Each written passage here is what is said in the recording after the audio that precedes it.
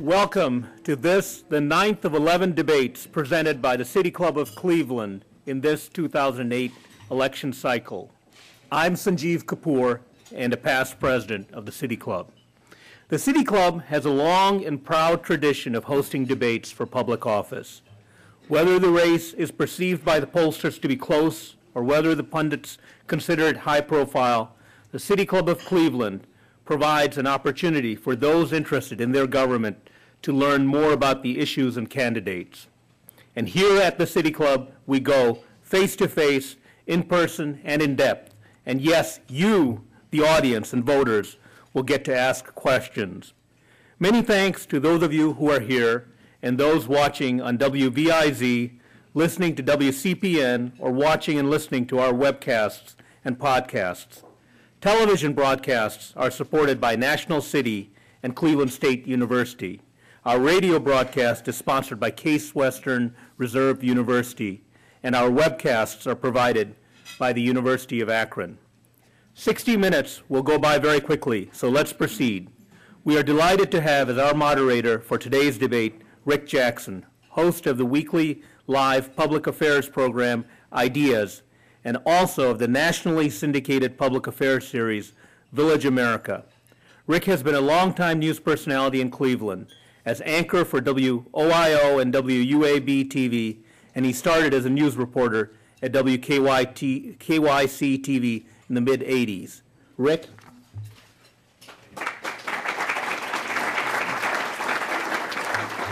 Thank you, Sanjeev.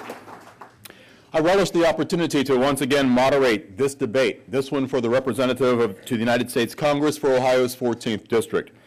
14th is a district that's rapidly changing. Issues such as water protection, sprawl, and immigration are becoming ever more important than they've been in the past few years, along with the issues important to all of us. It is perhaps the area's most diverse district, including 3 complete counties and crossing borders to cover portions of 4 others. Very different counties in this northeastern corner of Ohio. Thus, the people who represent the 14th in Congress are crucial to many of us who do not live in their district. We thank those of you who are listening and watching today as we sift the knowledge of these men, and we thank them for wanting to step forward and meet the challenge of melding the assortment of issues that matter to people of the entire 14th District. Now, the rules for this opening portion of the debate are: each candidate has a total of 7 minutes for both an opening statement and rebuttal. It is their choice as to how they will divide the time. Again, we'll hear from each of them twice in this segment, opening statements from each, then rebuttals by each, a total time limit of 7 minutes. After openings and rebuttal, we will move to questions from the audience and then have a closing question from me for our candidates. Our candidates are the Republican candidate, Steve LaTourette, the incumbent, seeking his 7th term in Congress. He was previously the Lake County prosecutor. The Libertarian candidate, David Macko, worked as an adjuster for Key Bank for 28 years and is now retired.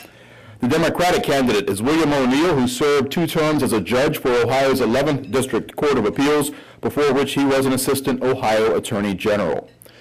We are very pleased to welcome the audience with us here today. I know many of you support one or the other of these candidates. I have to caution you, audience, excessive cheering will be factored in. It could shorten your candidate's time for a rebuttal or close.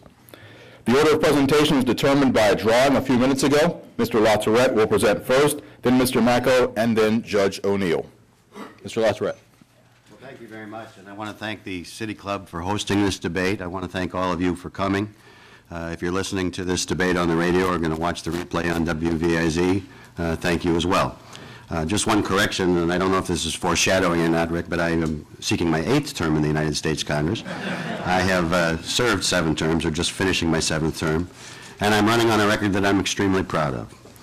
Even though the fortunes of the 2006 elections put me in a new position, that being a member of the minority party in the House of Representatives, I've continued to reach across party lines and across the aisle to find solutions to the nation's problems, and I have performed this job to the best of my ability and talents.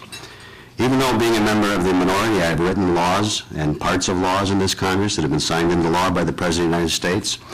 I wrote the first ballast water title that was going to protect the integrity of the Great Lakes and Lake Erie in particular. Wrote a piece in the housing bill dealing with consumer education so that young couple coming in to buy their first home understands that the ARM in year 1 may not look like the payment in year 4 or 5. wrote a portion of the Amtrak reauthorization bill, that, in the specific portion that will bring finally passenger rail back to Ohio and northeastern Ohio, and not just passenger rail, but high-speed rail, trains going 120, 150 miles an hour, at first between Chicago and Cleveland. We wrote legislation dealing with alien smuggling, people that bring people into our country that aren't supposed to be here over water. We helped every person, 16 million people in the country who own recreational boats, because some goofy judge, luckily we don't have any goofy judges here, but some goofy judge decided that people that own a 16-foot boat needed an EPA discharge permit, so every time that it rained and the water went off their boat, or they drank a lot of water and had to call it nature, that they needed an EPA discharge permit, or were subject to a fine of $32,500 a day. And working with Congressman Tim Ryan, we were finally able to get the Ashtabula County into the Appalachian Regional Commission, which is going to promote economic growth in that area. I've also had the pleasure to work with wonderful elected officials of both parties, many of whom are here today, in our district to make sure that we act as a strong federal partner in projects that they may not be able to take care of themselves.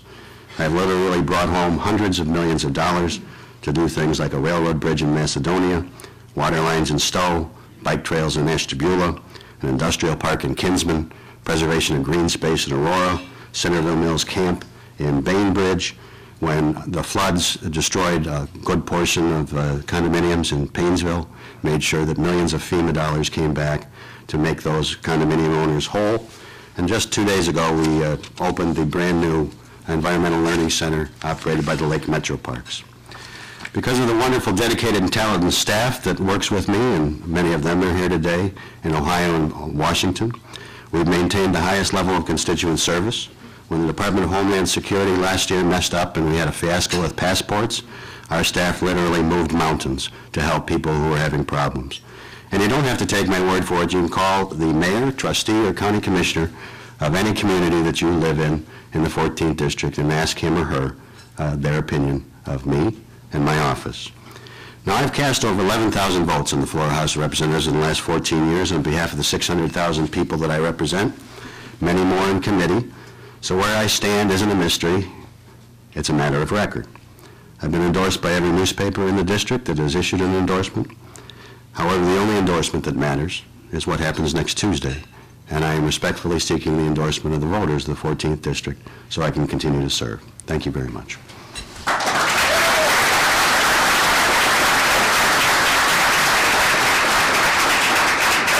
Thank you, Congressman LaTourette. Now opening remarks for Mr. Macko.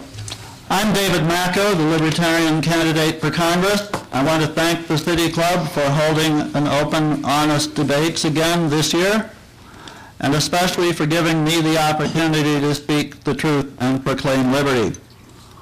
I've looked forward to this for a long time. Ladies and gentlemen, you have two choices. You can continue to vote Democrat or Republican, and the result will probably be World War III, a second Greater Depression, and a police state. Or you can vote Libertarian, for Bob Barr for President, Robert Owens for Attorney General, for me for Congress in the 14th District, or for Paul Conroy for Congress in the 10th District.